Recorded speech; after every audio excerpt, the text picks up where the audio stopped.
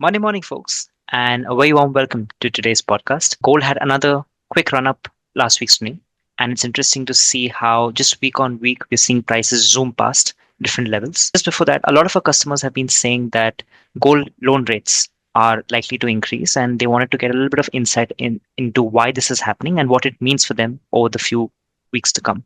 Could you give us a little bit of color over what's been happening on the gold loan side and just in general, what does that tell us about the market currently? Gold lease rates or gold loan rates have basically been flat the last 25 years.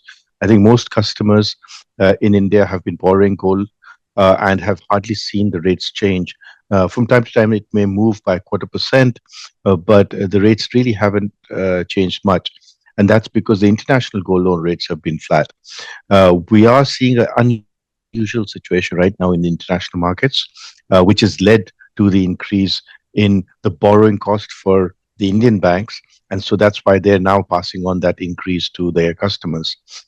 And the real reason for that sudden increase in gold loan rates is loan rates are dependent upon the amount of gold available for lending and amount of gold available for borrowing. And normally that market is quite steady. The lending is done by central banks, the borrowing is done by jewelers, and the market remains pretty steady. However, what's happened is that the recent movement in the COMEX markets in New York markets has meant that the demand for physical gold has gone up in London because people want to supply gold from London to New York.